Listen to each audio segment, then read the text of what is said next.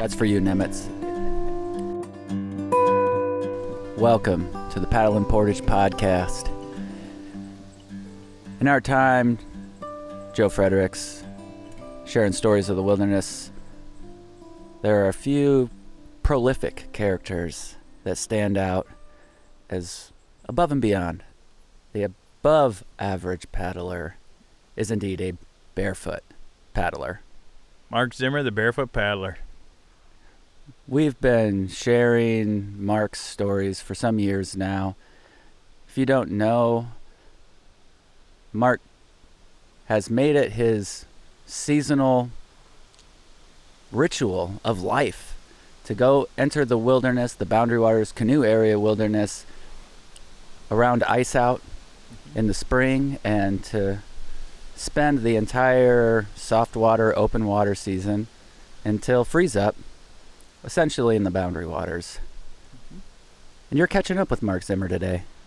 That's right. We haven't heard from him here in the 2026 paddling season. We usually have been catching up with them on the P&P podcast at the start of the season. Like, all right, paddling season begins. Where are you headed? That type of vibe from the Barefoot Paddler. But this year we wanted to catch up with them sort of mid-season, if you will, or into the peak of the paddling season. And I had the opportunity to meet up with him in Ely when he came out to get some food and embrace some of the celebration around the holiday season in the summer. And there's just nothing quite like talking to the Barefoot Paddler. I'm Jason with Ely Outfitting Company in downtown Ely, Minnesota. As the stories by Joe M. and the Paddle and Portage team inspire you to explore the Boundary Waters, let our trail-savvy crew make your trip planning simple. If you haven't tried our free online trip routing service, complete with awesome interactive maps, check out elyoutfittingcompany.com. And when you're ready, find complete outfitting services, lightweight canoe rentals, and comfy bunkhouse lodging at Ely Outfitting Company. And this episode of the Paddle and Portage podcast is brought to you by Sawtooth Outfitters. They're conveniently located on Highway 61 in Tofty. No matter what season, whether it's your first trip or you are an experienced adventurer, they are there to outfit you with the right gear and knowledge to ensure an unforgettable experience. Rentals include, of course, canoes, kayaks, bikes, guided tours as well. Their outdoor gear store is stocked with clothing, gear, maps, souvenirs, and have you covered for all of the seasons. So whether you're on the North Shore for a short getaway or an extended trip, stop in and check them out. Otherwise, you can find them at sawtoothoutfitters.com or give Jeff and Sarah and the crew a call at 218-663-7643. Start planning your BWCA or North Shore adventure now. Sawtooth Outfitters. All right, here we are in Whiteside Park in Ely. I am with the Barefoot Paddler, Mark Zimmer. Mark, what up? Good to see you. Hey, Joe. How you doing? I'm doing great. It is 4th of July weekend. It is a very busy scene in Ely, as we expected that it would be. Mark was kind enough to pop out of the wilderness for a couple days and come meet up, and we just had a sandwich here in the park. There's a lot of stuff going on behind us, as you can see if you're watching the video side of this, that they're setting up for the 4th. So Mark, as somebody who basically spends from ice out until ice up in the BWCA, or living in there, what's it like to enter the world of Ely on a holiday weekend like this, with all these people going around, all this construction sound? What's this do to your nervous system? It's not that bad, I guess. There's still not an extremely large amount of people here yet, but it's the community getting together and putting something together to have a celebration, and it's good to see. It's cool to see it all coming together, and the festivities should be a good time tomorrow, and it's nice to see everybody get together and doing this stuff. I don't get to see that. I'm always by myself doing stuff, so it's probably really nice to have help. Yeah, right. Yeah. But like, just in general, the sounds, I mean, it makes even me a little sort of just feel a little bit like, all right, lot of stuff going on around me here. I'm just kind of hyper aware, and also because I'm trying to like capture audio here with you and sound and so forth. So maybe that's part of it for me too. But does this make you feel uncomfortable versus like a night at camp or paddling down a big lake somewhere in the BWCA? Well, it's not peaceful. I mean, like being out, hearing all the birds and the sounds and not having, shouting and, noise and all that other stuff is less peaceful, So I really can't sit here and enjoy myself like I can in the way that I can as I'm out in the woods, and I'm still aware of what's going around me, and I can hear all the things from the different directions and stuff like that, and I can hear, birds in the background over there and everything, right? So it's, you can still fixate on the sounds, but there's a lot more to try to concentrate on. Yeah. So yeah, you're kind of scattered all over. Yeah. All right. Well, that's why I say I appreciate you coming out and meeting me here at Whiteside Park in Ely. And you showed up with an offering, a gift in your hands, a bag of strawberries that you just picked from the Boundary Waters area and recent days. And it was one thing to just see this big bag of the strawberries, more of these wild strawberries than I've ever seen in a single container. And you showed me that you pour them, the juice, like from the strawberries, it kind of gathers juice in the bag as they sit, and then you poured it into your water bottle. And I was like, what's up with that? You're pouring the juice in, you're making like a strawberry water? And like, yeah, of course I am, type thing. So I did that with the berries you picked, and I gotta tell you, Mark, that is so good, so refreshing. It's just, oh, you even get like the little strawberries too? Oh, yeah. Gosh, that's good, man. Like, that's got to be because you're drinking most of BWCA water. You just dip and drink, right? That's your style. But then to add the water, that's so much better than like a powdered thing that you might add. It tastes better than the fish poop usually. Right. No, it's nice to get the extra flavor in there, and it's the nice thing about berries is it's instant flavor as opposed to leaves, which you have to steep, right? So this is instant benefit, which is something that you don't very often get when you're doing things out there. Yeah, right. So again, on the video, you can see that they got some heavy machinery rolling by as they're setting up in Whiteside, but nice that we've got this public space to come and have this conversation. So bear with us on some of the sound today for the video and the audio side of the podcast. So, Mark, let's see. You went in, I'm sure, as always, in May. Actually, we were talking, I think, right before you went in May. We didn't have a chance to meet up early season this year, so it's nice to catch up with you here sort of midsummer, heading in, 4th of July time. But how's it been going? Where you been? What's been your experience out there here in 2026? It's been a good year. I've started out the season over on the Ely side. I've been pretty much everywhere from Crane Lake all the way down. I did a little bit north of the Echo Trail, but I concentrated mainly south of the Echo Trail.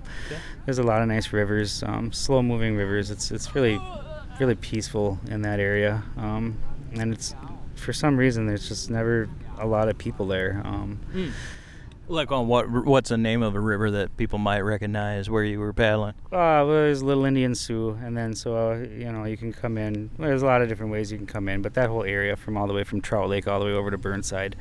I guess I did the whole thing already this spring. And then I've been from Snowbank over to Lake Thomas, and then Fraser over to Otter Track, and then back all the way through Basswood. I've done all of Basswood already this year.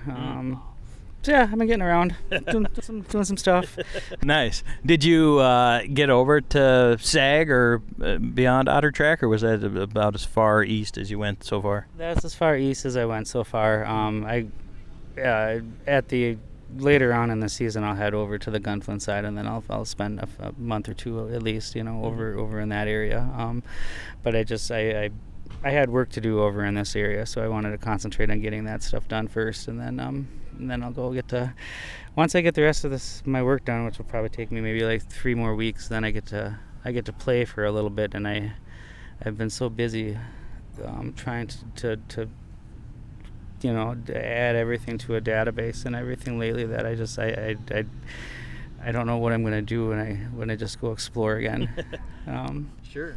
So what you're referring to and talking about is that you have been to every campsite, every portage, lots of points of interest, and documented that in real time with like exact coordinates of all of those things. That's available for purchase. We'll have some links as we have had in the past. You completed that. Was that last year you completed all of the lakes, campsites, and... Yeah, it was last year I finished all the campsites and everything, and then it was 3 years ago that I finished all the portages. And that's what I have on the for sale yet is the portages. I haven't figured out a secure way to add all the campsites and everything like that. But we'll get there, and then it'll be amazing because there's like 5,700 points that I have on my map database. So it's exciting. And when you say the work, like what's left to be done, or what is it that you're still doing when you say I'm still out there doing the work? Tell me about that. I'm just retaking pictures right now. So I've already been to all the campsites. I take a picture of the campsite from the lake, and then I take pictures of it from like with the fire grate in it, right?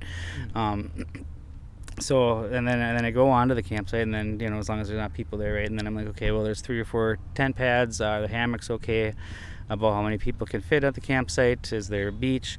I also put poison ivy on there because I locate, I try to locate poison ivy at all the campsites and everything, because even though, and I do get it, but even though I don't get it bad, other people do, right? So I add that to the campsite data. So eventually, when people come out, they should know, well, these trails have poison ivy, these campsites have poison ivy, so we just have to be a little bit more cautious while we're there. And that's mostly on the Ely side that you find poison ivy. If there is any in the Boundary Waters, it's all sort of on this side of the wilderness, right? For the most part, yeah. There is a little bit of poison ivy further east, but not a lot.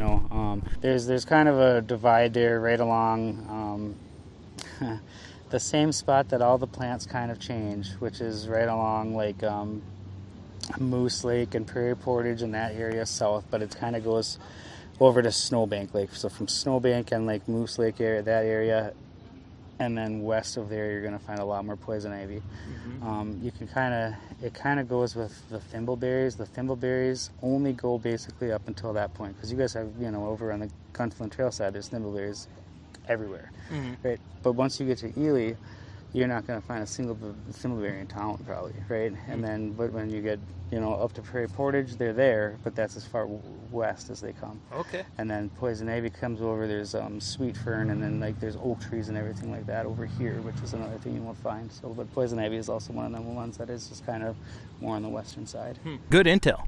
And that's available, like you have that shared in the book that's available at like the Ely Chamber of Commerce. Is that in your edible plants and that pamphlet that you have available? Is that description in there about where poison ivy is, where the berries are available? Do you have like location based part of that? No, not so much. With the berry pamphlet that I made, the only thing on there is just that all I have on there is edible berries. I don't have any other plants, because technically you can't. It's illegal to pick the plants, right? You can eat the berries, but you can't pick the flowers and you can't pick the plants. Yes, so I can't have an edible plants pamphlet. Berries. So I concentrated on the berries part of it. But no, that I don't have like specific regions on where they're located, but the berries that I have on there, other than thimbleberries and blackberries, because that's another one that kind of divides west to east, except for on the magnetic trail, you'll find blackberries. For some reason, I don't know what the, maybe somebody planted, I don't know, whatever, for whatever reason. But anyways, the blackberries are more over there. Thimbleberries, east, but everything else that's on the pamphlet you'll find abundant throughout the entire and they're also native. Okay, sweet. Well, so all of that is the bigger picture of you and the wilderness. For again people who've been following us, and as we shared in the intros, you go in, you spend a lot of time in the wilderness. I mean, in the simplest of terms, you go in the spring, you come out in the fall, you do it barefoot, you fish, you gather things, and so forth. Like that's the 10,000-foot view of the Barefoot Paddler. But, let's talk a little more specific about the 2026 season and not just where you've been, but how it's been going. What have you been seeing for conditions out there? How's the fishing going? More of the day-to-day. How's life in 26 out in the wilderness for you? This year's been good. I've been temperature, got warm right away in the spring, and then it cooled down really nice for us, and then now it's getting a little bit warm again. But we didn't have any really bad storms, but we got a lot of rain, so the berries are getting really abundant. And that's a huge deal to me, right? So I've been watching that all season long, and my mouth's just watering for the upcoming season here, because it should be really good.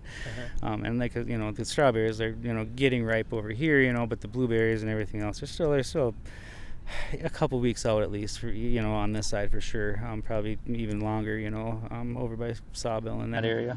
Do you find, Mark, that you crave in a way of sailors at sea, where vitamin C and those types of things that aren't available in the shoulder seasons, that your body just you find yourself, when you say that your mouth watering thinking about the berries, is that also a physical, you need that in your body? Well, it's exciting. I'm sure it's great for the body, to get all the vitamins in it, but I still get vitamins in the spring, and I do get berries right away, in the spring. When I first come out here in May, there's still wintergreen berries on the plants, right? Nice. So I there's really not many times of the years that I don't have access to at least some type of berry to provide some vitamins to me, except for deep winter. Well, what about fishing? I know that's a big part of your lifestyle and diet and so forth. How was trout fishing early, or walleye, or all of it? Fishing's been pretty good for me this year. I guess I had some buddies come up and we hammered them, so they'll have years of talking about how good we did fishing this year. Okay. What type of fish? Or you don't have to tell us where. I don't need to get too in. What type of fish were you getting into? We were getting into walleye and crappies, and there was pike and bass mixed in with them, but. It was to the point where the walleyes were still in the rivers and the crappies were shallow. And it was a lot of fun. And me saying crappie limits the amount of lakes that it could be, because there's not that many crappie lakes up here. But there is at the same point, because everything pretty much west of Basswood Lake on the river there has crappies in it. Yeah. Well, crappie fishing's what in my mind, I think that you trolling like a Rapala or something. I think that's when I imagine you fishing the boundary waters, either because you've told me that, or just I have imagined that in some way, that it would suit sort of I'm on the move and I happen to have a line in the water to help me get a fish. But crappie fishing, it seems more like you gotta sort of go vertical, or I don't know about how trolling a rap works, so tell me about that. It works. Nice. Okay, cool. Yeah. It surprisingly works. Yeah. Nice. So, and nice ones. Yeah. Wow. Oh yeah. Like a big slab kind of thing, huh? The biggest one I caught, I couldn't quite stretch out to 14 because we did have a tape measure with, so it was a nice crappie, But and then the walleyes we were catching, none of them were tremendously huge. I think maybe one 25 or something, but okay. Sure. But just the numbers were fantastic. Trout lately, I've been catching more trout lately than I have walleye in the areas, I guess, where I've been fishing. And I've been fishing on a lot of lakes lately that have both species in them, right? And I've been trying to target walleye, and I've been trout still have been staying shallow enough that I've been tangling them in with the walleyes. So like at 15-20 feet or something, or you're getting lake trout at 15-20 still here, in the late June, July period. Yeah, it was kind of frustrating. I was, like I say, you kind of every once in a while you kind of want to pick a fish that you want to eat. But yeah, I've still been getting them shallow, but shallower. But see, a lot of the times too, it varies on the lakes and where I'm going in and stuff, and I'm not out on Knife Lake catching them in 30 feet of water. Knife Lake they're going to be deeper, but on some of them, Thomas maybe, for example, you'll still maybe catch them in, a little shallower. Yeah. Well, but you eat trout. You eat lake trout. I mean, how come you're sounding like this is annoying you, or you're in the mood to eat a walleye or something, huh? Yeah. I'm picky. I'm just snooty. High maintenance. Exactly. Yeah. Uppity. Right. Yep. Yeah. Right. Darn, another lake trout out of the boundary waters here. No, it's not, I mean, they taste a lot different, right? And the oiliness in trout is something that I actually tire of, so I can eat pike and walleye, and I guess that's really about it. I crappies or whatever, but I can eat them more frequently than I can lake trout. So if I already ate lake trout for the last 3 days, I prefer not to eat another one. So I'm not complaining about the trout, but yeah, it's nice to get the variety because of the differences in them. But the trout and oil, of course, is really healthy for you, and it is nice to at least once a week get a meal of trout in. Yeah, for sure. Nice. I kind of go through those cycles too. In the winter I'm catching primarily lake trout and brook trout and no walleye. And now in this time of year, June, July, now that we're in, I haven't caught a lake trout since Memorial Day, and I probably won't even try or catch one until mid-September or late September, and then back in ice fishing. So it definitely goes through cycles. I mean, I kind of think of like I'm eating walleye in the summer and lake trout in the winter is one way that I sort of view it. But you're much more year round. Do you ever catch brook trout? Is that a thing that you go for ever? I'll target, they're only in maybe 18 lakes maybe in the boundary waters or something like that, right? I would imagine about that, right? So when I'm around them lakes, I'll go there and I'll try to get one here to maybe go get one and then eat it, but it's still just a trout to me, so it's not I just do it for the difference, kind of like when I'm out of the woods and come into town or something like that. There's a few places around, I guess all the areas that have rainbow trout, right, which I don't get rainbow trout in the boundary waters because they stopped stocking them in like the 80s or something, right? So the rainbow, I'll target just for the difference, but the brookies, they're fun, and I mean, honestly, there's probably a state record brook trout in one of these lakes, so it would be cool to, there's big ones in there, and there's opportunity. Yes, indeed there is. I've seen and caught some of those larger fish, and they're just spectacular. I mean, a big brook trout is just out of those deep BWCA lakes where you got to work to get in there. It's a very rewarding thing to get a big brook trout in the boundary waters.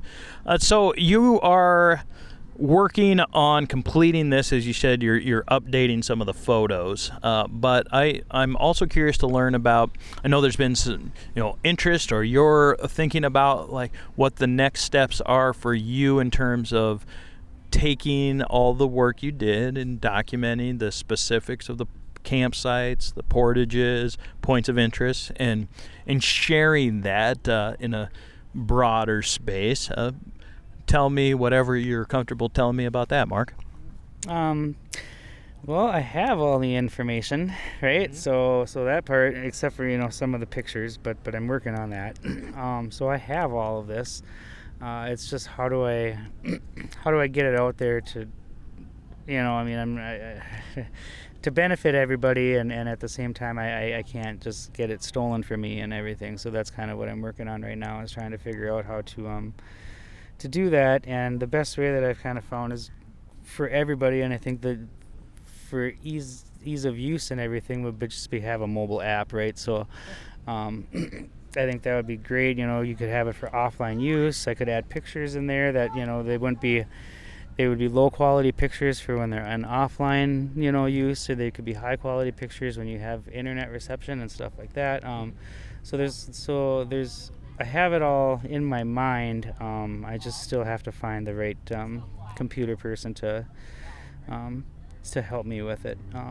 But it's all there, so it's all in the works, and it's just it's all one person's opinion on all of the campsites. So I won't tell you that I'm right about any of it. I could be wrong about every one, but I'm consistently wrong. 1,977, I think it is, times. Those are the number of campsites? Yes. Okay. It wasn't quite 2,000. And the Forest Service has like 1,943 on their GIS stuff, and they're missing a lot of the ones on like some hiking trails, and then they're missing some on a few other lakes and stuff, and I'm pretty sure that my total that I come up with was 1,977. Okay. And so, but what you have available, because our buddy the great Josh Dix has your whatever you have publicly available now to purchase. He has it, and I think we use it primarily. We've used it in the winter, I know for sure, when there's a seldom used portage, or portages are just harder to find, and he pulls it up. We're not connected to any kind of Wi-Fi or anything, and it shows us exactly where to go. So what you have something available now to purchase, and again, this will be available in the links here, but there's another level to it. There's another layer, and that's the more specific, or sort of the descriptions of the campsites, and that's where you're figuring out where to land that. That's what's still in process.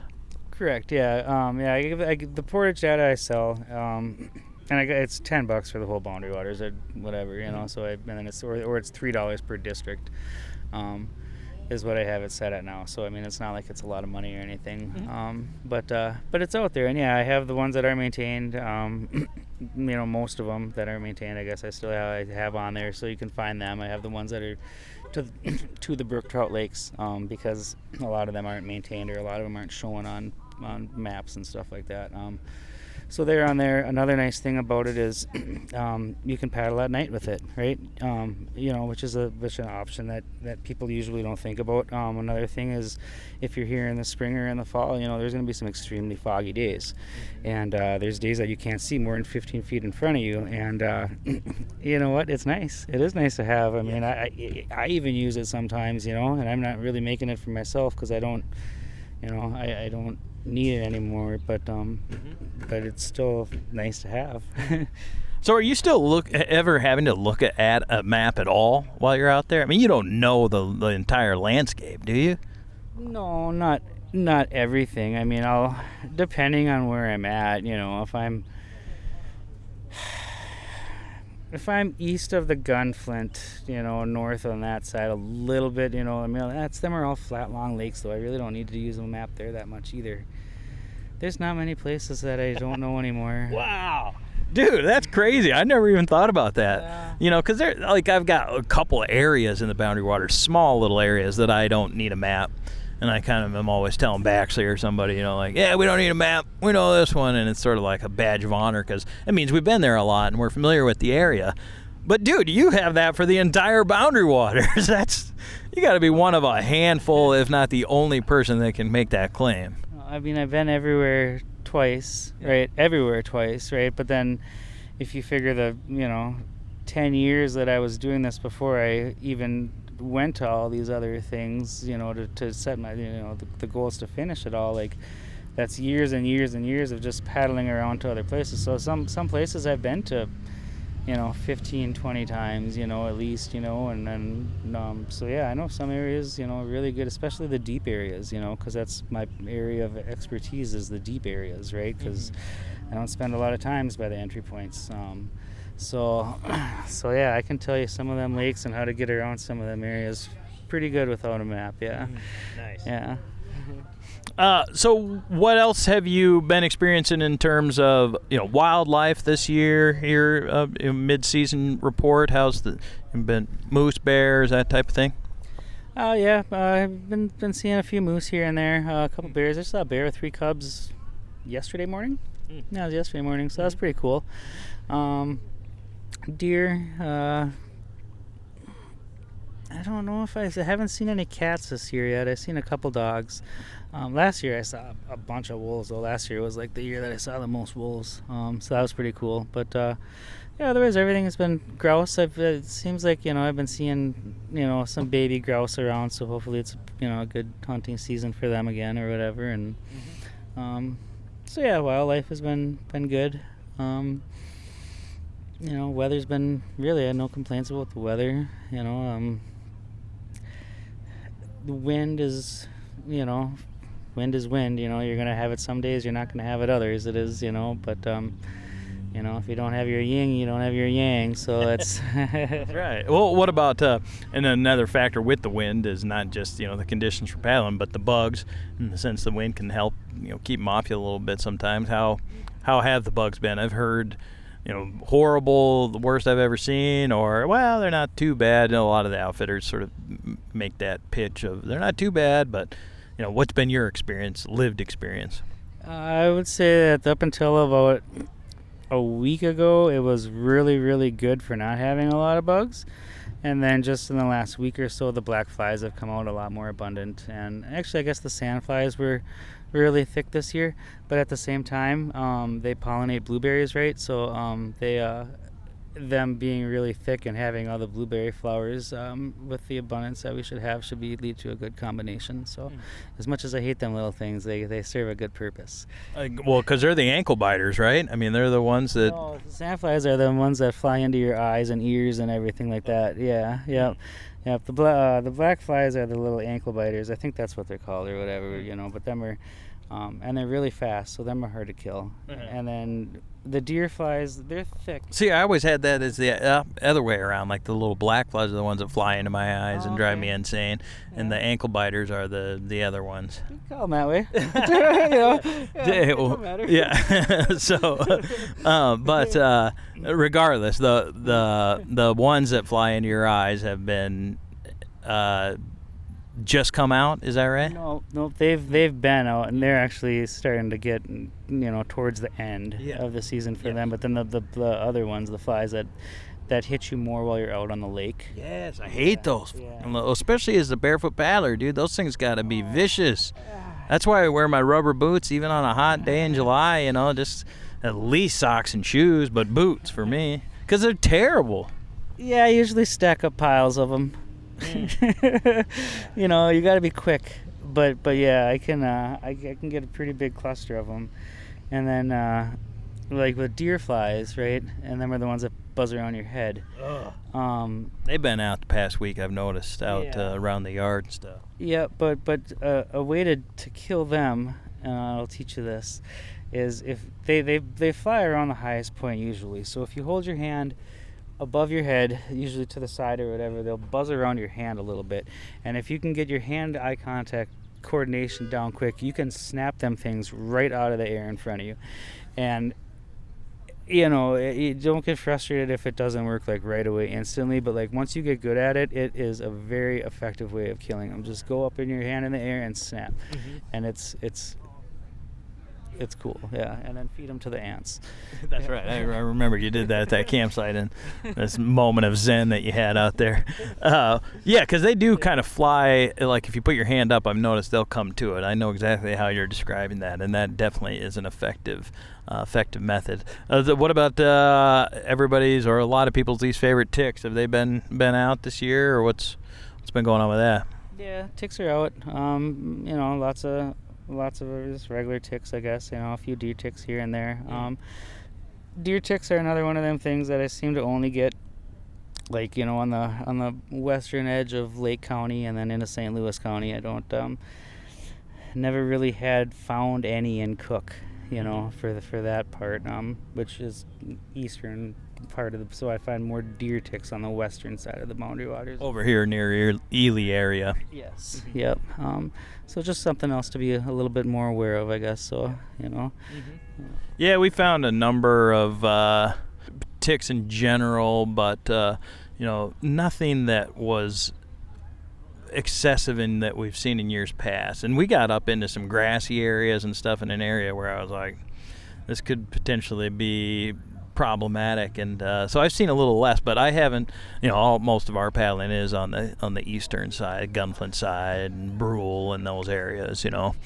Are you getting around to Brule? I know you and I met. That's where we had our famous steak a few years back. That you enjoyed that medium rare steak in a way that I'll never forget. Was on Brule. You get up into that area like Cherokee, Brule, those lakes much? Yeah. Yep. Yeah, I like that area. Long Island is a nice lake. Yeah, Cherokee is nice, and then you can go over into town, and then there's Cache right up there, and then them other little lakes that bring you back up into Long Island that really don't exist anymore. But what is it, Jay and Cleft lakes? Yep. So that's kind of it's more secluded, cool little area. But yeah, I like them areas, and then.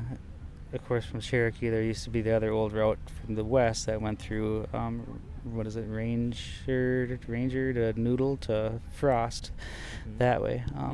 So it's a cool area to explore them old things and stuff. But it's busier, so you won't see me there as frequently as you'll see me other places. What's your thoughts on the Frost River? I've had a couple people this year now tell me about their experiences. One saying, you got to get in there and check out the Frost River, and one that was sort of like, well, there's a lot of beaver dams and some in and out. It's not a lot of people necessarily, but kind of a mixed review on it. What's your thought on the Frost River? I think it's cool. I mean, it's a it's just a river that has a lot of dams on it. So I mean, you're just going to be. It's very challenging if you're coming from the west and you're going to the east and you're paddling upstream to get to Frost Lake from Little Saginaw or whatever, or Afton, whatever lake that is right there.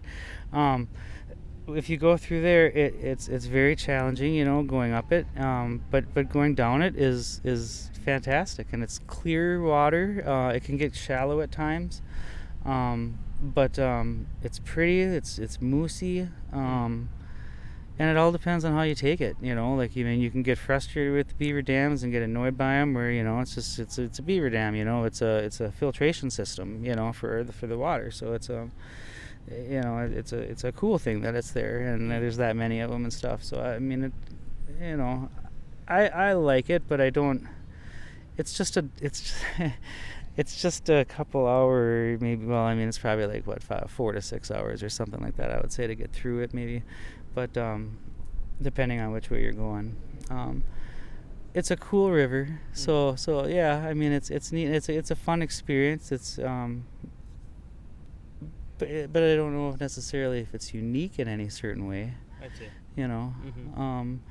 But I understand the fascination with it, because it is kind of on one of them routes, that might not get traveled as much. A really good way to do it is to do the Frost and then go back through and do the Louse, because them are the two supposedly more challenging ones or whatever. So if you can do them back to back, which is cool, and then you get the benefit of doing the Frost, which is more beaver dams, and then the Louse, of course, is more portaging, right? So you're carrying a lot more.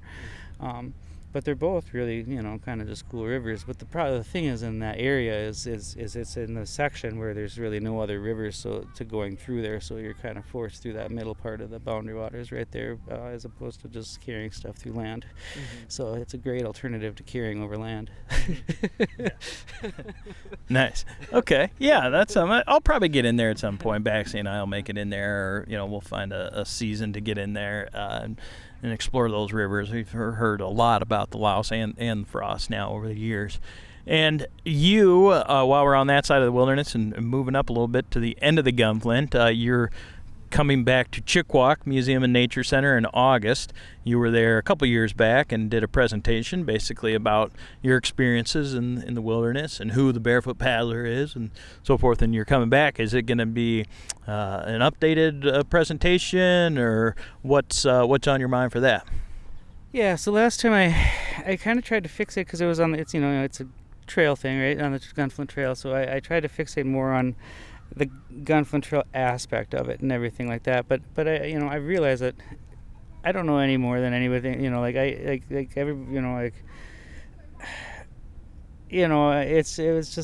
was cool. But this time I'm gonna try to do the entire boundary waters. I tried to focus more on a smaller section last time, and this time I'm going to open up the entire area and try to tell people which places I go to for certain reasons and what times I go to the different areas for, and there's a lot of different reasons to be at different places at the same time, and it can't be at two occasions. So, but Yeah, because most of the things changes where I go in the years, the berries, right? And now that I just follow them. So now that it's berry season, that's what you're gonna find me, is just following berries, So I'm just like any other animal out there, right? Yeah, cool.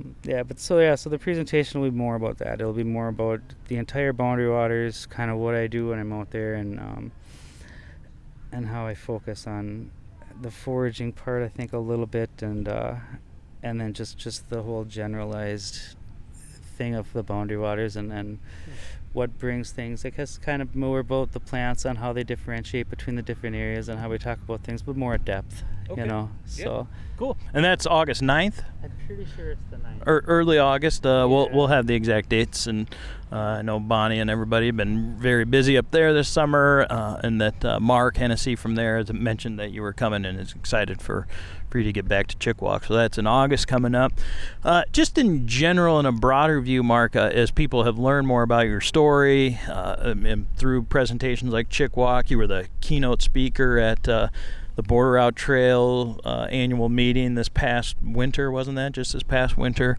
And so people are fascinated by who you are, what you do in the Boundary Waters, the barefoot aspect of it, but just I think the time you spend out there, all the knowledge you've gained, going to all the campsites and so forth. And as that interest has grown and sort of maybe even intensified for you a little bit, how are you handling that change or that growth of that interest in you and your story and people wanting to, you've been hearing from Baxley and I for like 8 years now, and we communicate pretty much year round. So maybe let's take Paddle and Portage or Baxley and I out of the equation, but as other people have started to sort of reach out and say, hey Mark, we want you for this, or will you come do this thing, and can we meet up with you to do this? Like, how's that been for you to kind of grow into this BWCA persona?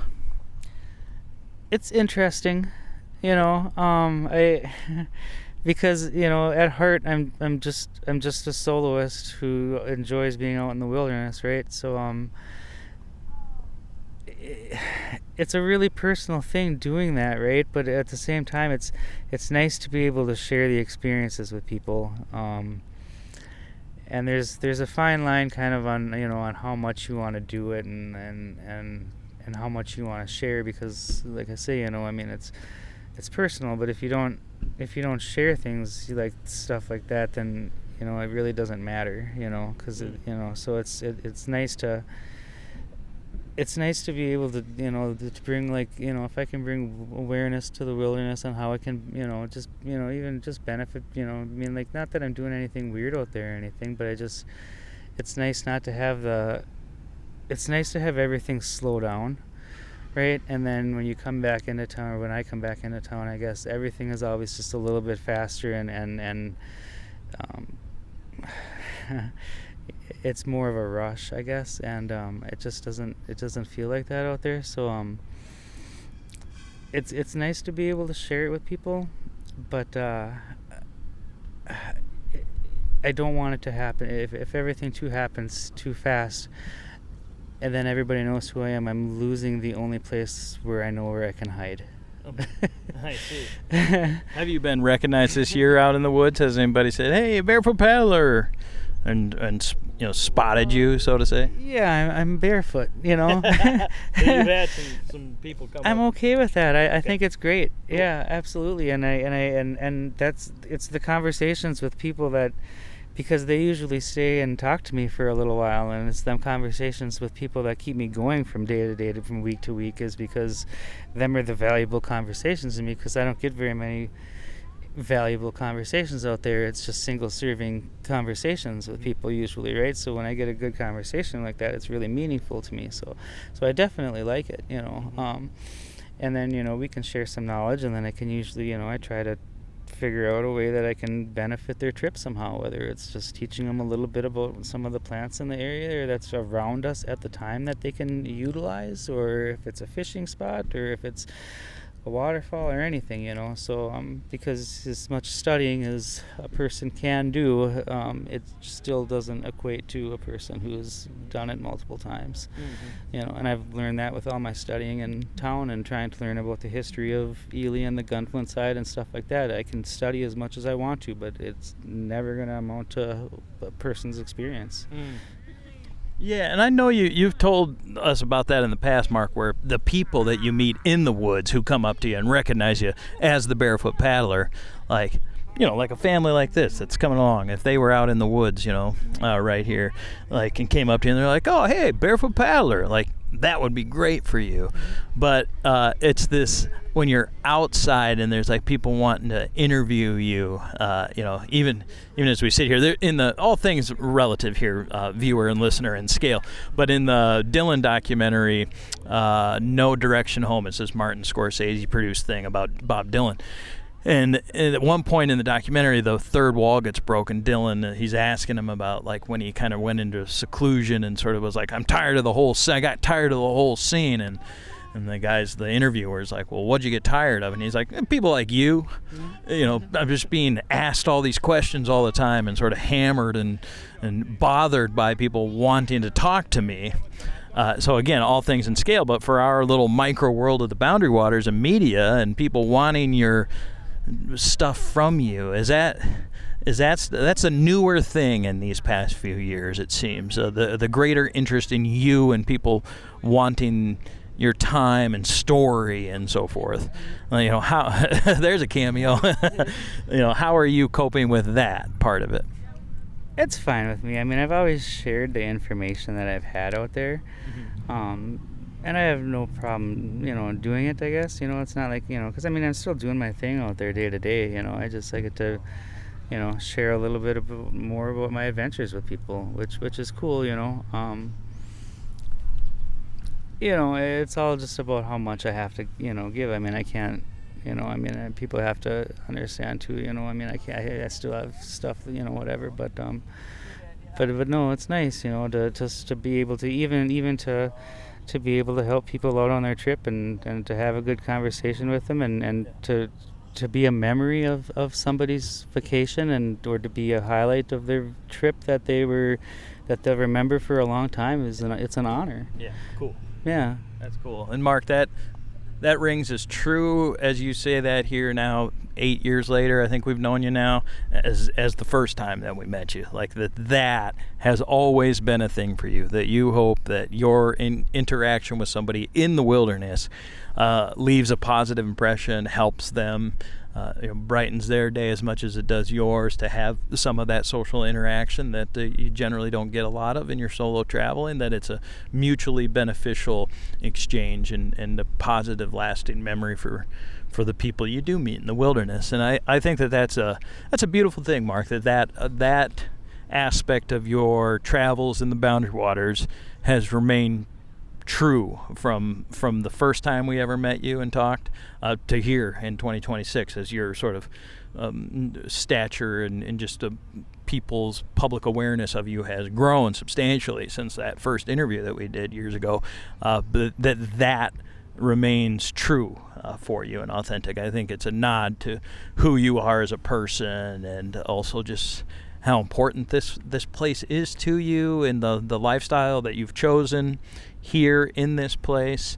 And it's just been such a gift for us to be a small part of that and to follow along your story and to get to communicate with you with some degree of frequency, Mark, and even send a photo of, hey man, they're really biting over here, or you send a photo, dude, look at the view here, it's just really a beautiful thing, Mark, and we sure appreciate you a lot. I know a lot of people do too across the wilderness as this sort of stature has grown for you, and hope to see you in August up the Gunflint Trail. That timing, I believe, should work out for us to be up there, but if we aren't, I hope that you, the viewer, get to come up to Chickawauk Museum in August. Again, we'll have the exact date on that. You can find Mark at Chickawauk Museum, or maybe you'll bump into him on the Portage Trail on your next canoe trip to the Boundary Waters. Mark Zimmer, the Barefoot Paddler. Cheers, Mark, to with some strawberry water here, BWCA strawberry water. 4th of July, busy time in Ely, and thanks a lot, Mark, for coming out and sharing some stories and updates with us. Thanks, Joe. It was good to see you.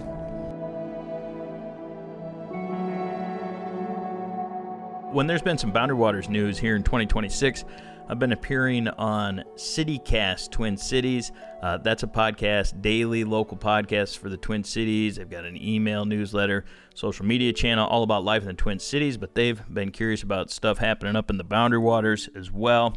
They're posted every weekday at 6 a.m., so it's ready when you are, part of a national network of 13-plus cities, but they're hyper-local in every market, including down in the Twin Cities, Minneapolis, St. Paul. Hosted by our pal Sean McPherson. He's an interesting local radio legend in the Metro. This is a Twin Cities guy through and through. When you think about Sean, I think about the Twin Cities. It feels like you're kind of listening in on a educated, smart, friendly conversation between people who know the Twin Cities. They know it. They love it.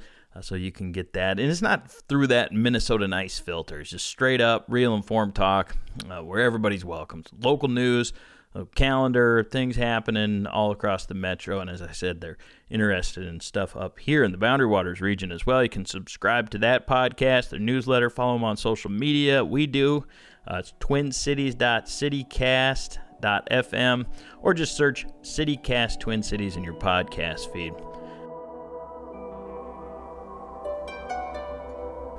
And we're going to stay with our Ely summer vibes in this episode. There's a new piece of art taking shape in Ely this summer. It's a mural that will be greeting paddlers and others who come to the canoe capital of the world. It should be up by mid-September. It's a mural of Sig Olson.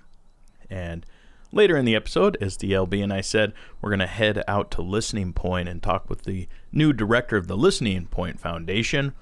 But before we do that, we're going to talk with the artist, local Ely artist, Nancy, who is in charge of organizing, painting, creating this mural that is honoring the legacy of Sig Olson.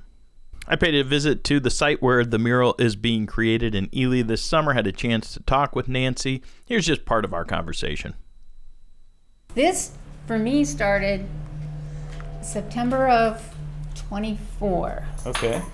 Listening Point approached me about doing a mural because I'd done murals before. They wanted to do something to honor Sig. So we came up with an image. We wanted to emphasize that he was a teacher, that he was a writer, that he was all of these things, and he loved the woods. And I got excited about the whole process, created the first image, and then about a year later, they changed it. They wanted to focus in on just Sig. So then I wanted to incorporate things that people may or may not recognize. The canoe is a Saliga canoe. The backpack had to be in there, and it had to be an old canvas one. It couldn't be the new ones. And then there were things that I made mistakes on, like the canoe paddle, which you can't see very easily now. I made it square because that's what mine is, but that's not what they used then. It was round, so I fixed that. And the images that are on all of the promo pieces, I've added some flowering red osier dogwood to give it a little more on the corners that didn't have a lot going on. Mm-hmm. Steve Clark is our architect, and he is designing and will install the structure that'll hold it. It's going to be a freestanding billboard. And I saw you had a sign-up sheet for people. How's that coming along? It is full. Full. And I've got a waiting list. Whoa. So I've got about 140 people. As soon as I posted it, one of the biggest challenges was people, they hear mural and they think, oh, it's up on ladders or it's on scaffolding, or I couldn't get across to them that you can stand on the floor. And I posted a picture of Becky and her family, and she was sitting in a chair painting. Mm-hmm. And then registrations just took off. And I get that. You know, we hold mental pictures and it's hard to unravel them. And whom, geographically speaking, most specifically, is signing up for this? Local people? People from... I know that I've got people coming from Chicago. 2 people from Chicago, 1 from Appleton, Wisconsin, several from the cities, a couple from Duluth. Otherwise, it's probably pretty local. Mm-hmm. And I've got ages 6th grade, and I think the oldest one is, that I know of, she's got to be in her late 80s. I love the wide variety of ages and people. And What is the approximate completion date of when this will be unveiled? the plan is June I spent prepping the boards. I had to seal the edges, paint the backside, and primer it. Then July is when everybody comes in and paints. In August is when I do the fine tuning. I do shading and I do details and that kind of thing. And the goal is to have it up by September 11th, or before September 11th, which is when the Listening Point has their annual dinner. There's some work to do, but you've got a big list of volunteers who want to help out. Do. To get the full story and to see some pictures of Nancy working on the mural, as well as the sort of draft image of what the eventual complete piece of art will look like when it's shared publicly and unveiled in September, go to paddleandportage.com. And while you're there, you can click on the membership tab and support our work, support what we do here at Paddle and Portage. There are options for monthly or annual memberships. We'd really appreciate your support to keep this grassroots media moving forward. We've had a lot of support come in recently. We had a summer discount. You type summer 25, you get 25% off your annual membership to Paddle and Portage. The response to that has been great. Thank you to everybody that signed up as part of that effort to get you involved and supporting us financially.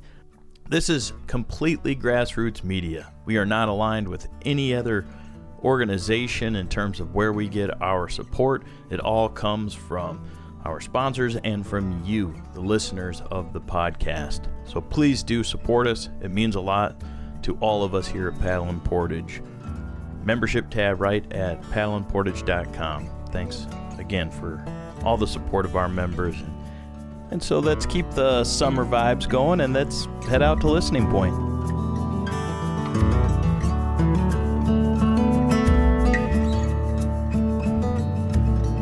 Well, today we are at Listening Point, a very historical and meaningful place for a lot of Boundary Waters people, and I am with the new executive director of the Listening Point Foundation, Kathleen Floberg. Kathleen, good to be here with you today. Good to be here too. Thanks.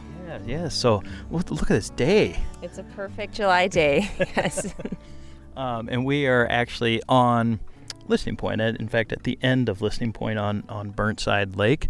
And as I referenced, this is a very, I think it's fair to say, a spiritual place for a lot of people, a lot of Boundary Waters paddlers, wilderness advocates, people who have read Sig Olson's work. Mm-hmm. And that's what we're referencing with Listening Point is largely Sig Olson. And as I said, you're the new executive director of the foundation, which honors his work and his advocacy and his legacy. So tell us your journey to becoming the executive director, which I think took place in the spring, yes. April. I grew up coming to Burnside Lake every summer for a week with my family. And then my siblings and I all started to go to Camp Widgewagon, which is a YMCA camp on the north arm of Burnside. And it's for canoeing and backpacking trips. And I went there from 12 to 18. The trips get progressively longer and progressively more northern. Okay. So I was very fortunate to go on far northern canoe trips growing up. How far northern? You start off in Boundary Waters and Quetico, and then you get up into Ontario, Manitoba, and then the culminating trip is up in Nunavut in the Northwest Territories, so near the Arctic Circle. Then I guided trips for that same camp for several years, and then I went on to be one of their program directors as well. So I was involved in Widgie. I think my first summer as a camper was 2002, and almost continuously until 2015, with some breaks in between to work for a different Y camp in Wisconsin. Okay. So there's a really great connection between Sig Olson and Camp Widgewagon. In the 60s, the director, Whitey Lures, of Camp Widgewagon at the time connected with Sig Olson. He wanted to develop some sort of capstone experience for the camp.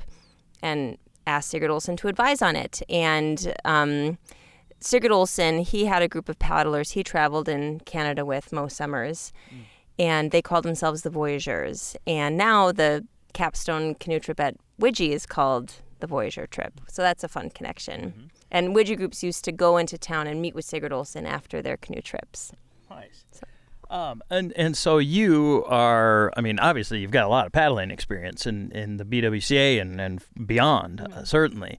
And you have been living in Ely for a while, or you were involved in childcare, is my understanding, before you became the director. So tell us about your time in Ely. Certainly. So I started working seasonally in Ely in 2007 and came up here to live full-time in 2018. And then I had a daughter, and there was not a lot of childcare options at the time. There's a few wonderful in-home programs in Ely, but they're always full. And my friends and I were joking at the time, they also had young children, that someone has to quit their job and open a daycare. So I said, I'll quit my job and open the daycare. So I ran a little in-home program for a few years, and then connected with Happy Days, which was a preschool at the time. And Happy Days has been a preschool in Ely for decades, and they were trying to expand to a full daycare center. So they approached me.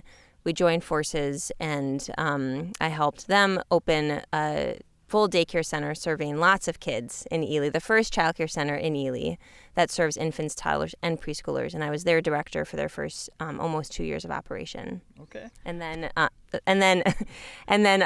been on the Listening Point board for 6 years.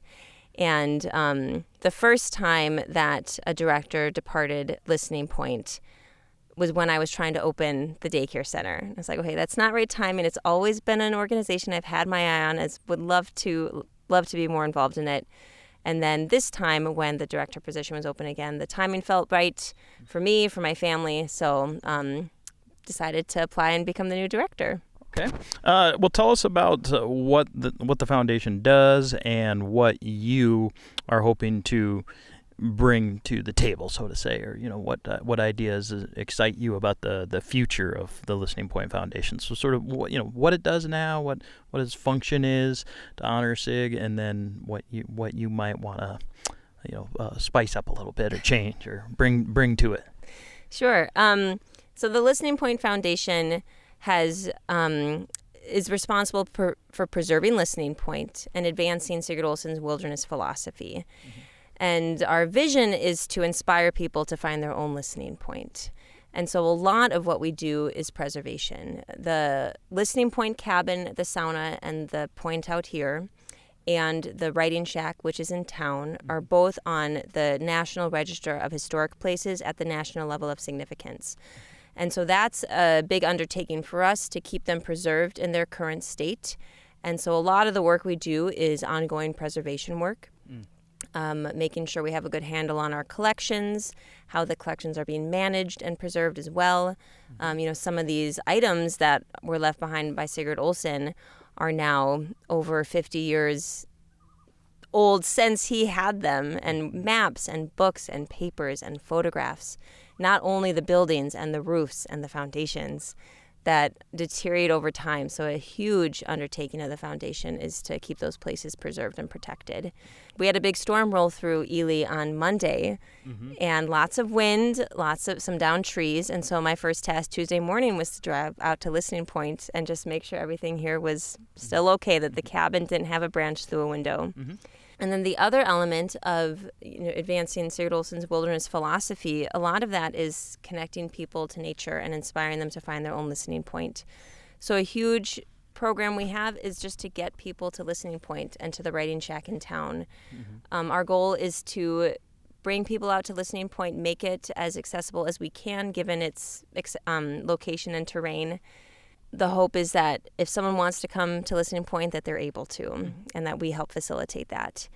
And we work with the other Y camps in the area to get their leadership development programs out here, so young people get connected to Listening Point, understand the historical context of this place that they come for so little time in their summer.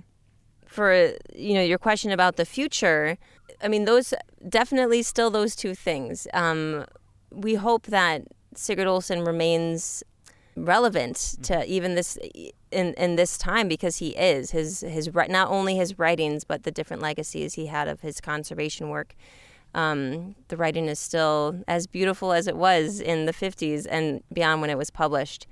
So making sure that people still are connected to Listening Point, even if they didn't have the opportunity to come to Ely and meet Sig and Elizabeth when they were around, that they still are able to feel that connection to this place. And myself and our board of directors has a goal of trying to connect with people in other unique ways, even if they don't physically get to Listening Point. And I don't have an answer for that yet, but that is certainly a hope, whether it be additional education programs or outreach programs, or going to talk to people where they are about this place and Sigurd's wilderness philosophy. Okay. All right. Well, and there's been some news about at the college in Ashland, right? That you've Northland, yeah. That you've now, there's been a merger of sorts, or some of the things that were there are now here. Tell us about that. I know when that happened, that was news for people who are interested in Sig's legacy, but also just in general, and historians and the significance of that. So what's the update on that? We have a close relationship with the it's called SOEI, the Sigurd Olson Environmental Institute. And yes, one of the big fears when Northland College closed was that the SOEI program would also disappear. Mm-hmm. And they hold a lot of Sigurd Olson history as well. Mm-hmm. And so we were in communication throughout this to see if there was any support we could give them. They did reestablish as their own nonprofit. Okay, I see. But we are in communication with them about whether or not there's different items that they can find or cannot find a home for, that we could provide a home for in terms of Sigurd Olson history, to make sure it does land somewhere to help preserve it. Okay. All right. Well, what does this place mean to you? I mean, whether with the director hat on, or just as somebody with a history in the Ely side of the wilderness and the Boundary Waters and these other trips, what's it mean for you to be out here on a July day like this? That's a good question. So my first personal connection to Sigurd Olson was his books. I used to hear him read out loud at Camp Widgewagon. It's a tradition there that part of your send-off is a campfire where someone will read you something to a departing message for your trip. Mm-hmm. And then went on a lot of trips, both as a camper and a trip leader, that a Sigurd Olson book would be present and read. And so I was first connected to Sigurd Olson through his writing. There's a chapter in one of his books called The Sound of Rain, which is all about how rain sounds from inside a tent. And I used to read that to campers if we had to wake up in the middle of the night because of a thunderstorm. You have to wake up, go into lightning position, and we would read The Sound of Rain out loud to make sure they understood it's going to be okay. Rain is a good thing. Let's make this a little less scary. And I love that chapter. It's a beautiful one if you've never read it. And so I continued to read Sigurd Olson, and so why this place is really meaningful to me is how he writes about his observations. Not all of us can articulate in that way, and it helps. Reading his work helps me notice things more and notice things in different ways, and helps me hear them expressed in a way that I wouldn't be able to express them myself. In the book Listening Point, he writes about a gnarly red pine down at the point, which my guess is the one right next to us. And it's a beautiful section about the pine standing against the northwestern winds and determined to not be uprooted. And I would never have thought to think about it in that way, that eloquently. And so his writing helps me feel more connected and more observant of the Northwoods, which I care so much about. Yeah. Okay, that makes sense. So you feel connected to Listening Point because it inspires you, it sounds like, in your own journey of the Boundary Waters, paddling, this whole scene of which now is very robust in Ely. I mean, you live in what's called the canoe capital of the world, so this is, to be the director of the Listening Point Foundation is a significant thing in this community and far beyond. And it sounds like being out here, based on what you just said, is his words sort of clarify that for you or help you stay engaged with what this is all about? Certainly. And I think so Sig Olson wrote Listening Point right after he purchased this property, and so was writing it at the same time he was exploring it and deciding where to put the cabin, what decisions to make about the point. And, nature writing is so beautiful, but the unique thing about, for me at least, about the book Listening Point and Listening Point in itself is I like to read Listening Point at Listening Point.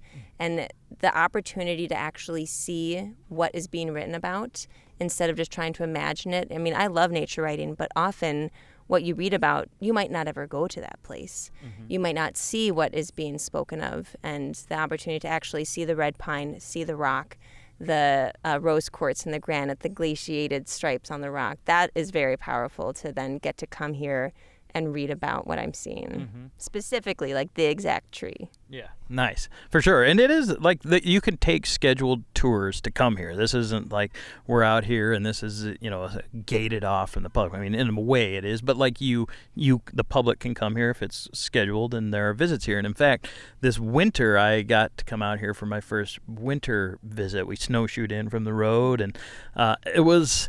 I mean, I love coming here in the summer just because of this whole scene that we're experiencing now. But like the winter was great, and it was such a better. I thought so too. It was like a whole different experience, and in many ways, I felt more connected at that time.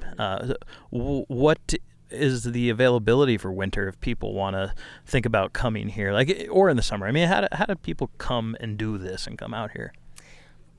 People, yes, like you said, they can book tours on our website. In the summer, we have scheduled tours. But oftentimes, if there's a party that wants to come and they can't make a scheduled tour, we bring lots of people out here off of the tour schedule because, like I said, our goal is to get them to Listening Point. Cool. If they can't come on 9:30 on Tuesday, that's okay. We'll go a different time. Okay. And then in the winter, it becomes less accessible because we don't plow the road very often, if at all. And so you do have to snowshoe all the way out. So that was like the best part, though, or one of the best parts. It was like the adventure of getting in and the sort of the bonding that occurred amongst the group who were largely strangers. And we got to talk on the way out here, and it sort of got quieter the closer we got. That sort of reverence kind of setting in. Yeah. Yes, certainly. It's certainly limiting with who is able to get out here down the long road, but the Ely in the winter, as you know, sees less traffic, and so there's those big weekends like the Dark Sky Festival or the Ely Winter Festival where we have specific events out here. But otherwise, it's really I'm the one and only staff, and it's please call the office or email us, and we'll get you out to Listening Point. Okay. Yeah, and there is, I think, for people who aren't as familiar with like the difference between Listening Point, where we are now, in the cabin there, where these tours take place, and then the foundation's headquarters are in Ely, and that's at Sig's and Elizabeth's home, where the writing shack is, and like sort of the headquarters of the foundation. There's a small exhibit, or the books are sold there, and it's more transaction. Like there's just more of a museum feel to it there. I mean, this is just still like you're walking out to the way things were. Nothing has changed, or not much anyway. Correct. The one element at the house in town, which is similar to Listening Point, is the writing shack, which is also on the National Register of Historic Places at the national level of significance. And that is like the cabin here as it was when Sig Olson passed away. A lot of people know this story, not everyone. The day Sig Olson passed away, he was on a snowshoe. He left from his house and passed away in the woods.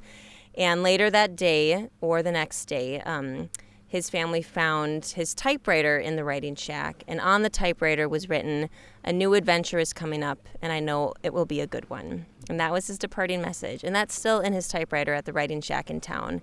And a lot of people who come to Ely, they only want to see the writing shack. They want to go see the typewriter. Yeah, for sure. It's a powerful thing. I remember the first time I saw that. I mean, it had a profound impact on me to see it. It gets to you, and it doesn't matter. I would hope it doesn't matter sort of how you feel about the Wilderness Act or the advocacy or some of these things that were controversial in Ely, as we know, and beyond. Some of the push for preservation, the wilderness advocacy that SIG did. If that doesn't, and when you walk into that space and you see that, the typewriter and read those words and be in that space. Like, if that doesn't get to you, I mean, you got some other stuff going on. I think it would be fair to say. So I would encourage anybody to go check that part of it out. And that's also, is that have more hours or sort of office hours, for lack of a better term? Like you said, it's where our headquarters are, is where my office is. So really any day that I'm working there, it's call by appointment. So people just call and check that someone will be there to let them in, and it's pretty flexible. Okay. Cool. Well, thank you so much, Kathleen, for making some time to introduce yourself to our viewers and listeners on the podcast. And a lot of people are familiar with that. We've been out here a couple times now for Paddle and Portage and made some episodes out here and visited in the winter, as I said. But it's really wonderful to meet you as the new director of the Listening Point Foundation and hear more about your roots of experience paddling in the Boundary Waters as growing up and doing these guided trips. I mean, like legit paddling experiences, to say the least. And your connection to Ely and the community here is obviously very strong as well. Are you still getting out and doing canoe trips and paddling? Is that something that's still a part of your life? Indeed, yes. Life, certainly, I have a 6-year-old daughter. Well, she's almost 6. And so life is busy, but she loves to paddle. Cool. Fortunately, last summer, after a busy spring, early in June, I asked her, you get to make all the decisions this weekend. What do you want to do? Mm-hmm. And she said, I would like to go in a canoe and sleep in a tent. I was like, we can do that. Nice. So she loves to canoe and to camp. So we have a few Boundary Waters permits for this summer. Cool. That will go out and explore the woods. Yeah. All right. Excellent. That sounds cool. Well, thank you, Kathleen, again, for making some time and having me out here and spending part of this lovely afternoon with us at Listening Point. Really appreciate it. Thanks for coming out here, and I hope you enjoy your swim at the point. Yes, to the water.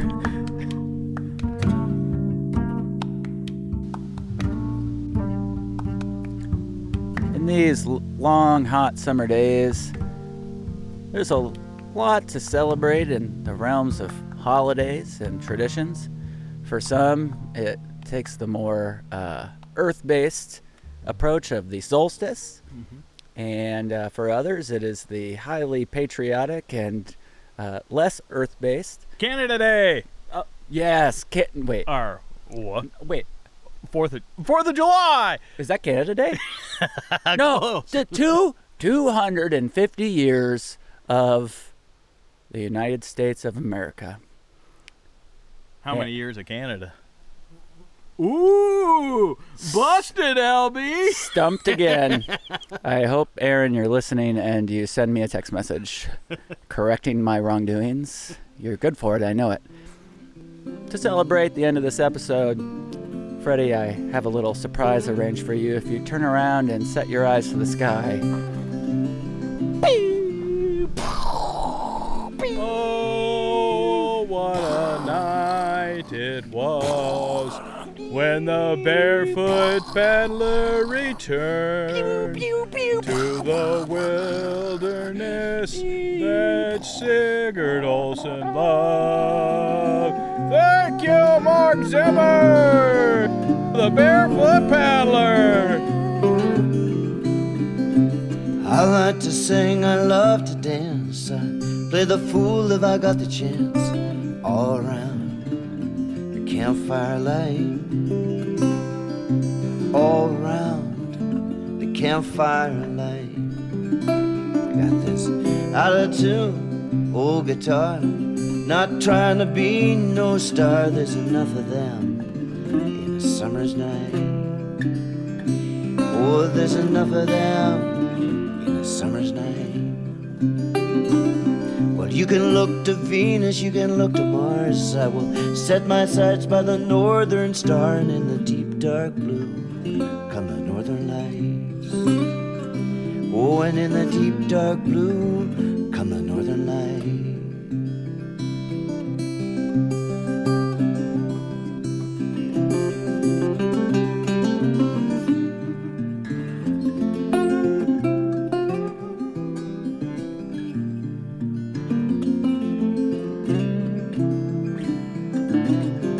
Sing when I paddle canoe, feeling not thinking if the strokes are true. We're gonna get through other side. Out in the night, the waves beat the shore. You can hear 'em pounding, you can hear 'em roar. Oh, roll me, rock me in my dreams. You can roll me, rock me in my dreams. So I like to sing, I love to dance. I play the fool if I got the chance. All around the campfire light, all around campfire light, all round, all round, all round the campfire light.